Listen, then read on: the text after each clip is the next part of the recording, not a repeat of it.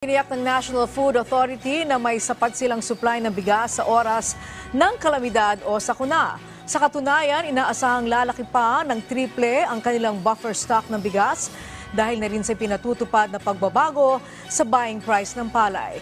Si Clazel Pardilla sa sentro ng balita.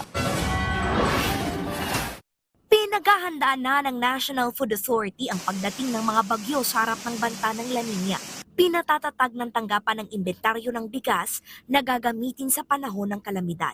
Inaasahang titriple ang buffer stock ng bigas at papalo sa 126,000 metric tons ang inventaryo.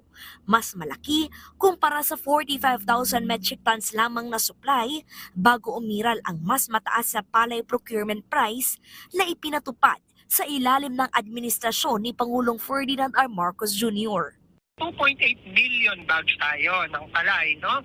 So, na more than triple yung ating stock inventory ngayon. Para kapag nag-request ang DSWD or ang LGU, meron kaming naibibigay na milled rice, no? So, lahat yan pinaghahandaan na natin. Hindi tayo dapat kabahan. Sa price monitoring ng Department of Agriculture, nakapako ang lingguhang average price ng bigas. Pero ramdam ang pagsipa sa presyo ng ilang gulay Tagalog, dulot umano ng bagyong Aghon. Sa Commonwealth Market, tumaas ng 5 hanggang 20 pesos ang kada kilo ng bigas.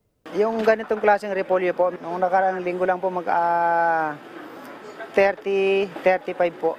Ngayon? Ngayong araw po, medyo tumaas ng konti. Yung sa pichay po, ang bintahan po ngayon 80, 70. 70, 60. Dinanan tayo ng calamity ngayon. Siyempre, nasisira yung mga pananim at saka nahirapan talaga magbiyahe, lumuwas ng mga gulay. Kaya ang ilang mamimili, dumidiskarte na lang. Nagmahal kasi yung gulay. Dati kasi mura lang yung ampalaya, magkano dati to 60. Ngayon nag-80. Dati isang kilo binibili ko, ngayon kalakalahati na lang para magkasya. Clazel Pardilla para sa Pambansang TV sa Bagong Pilipinas.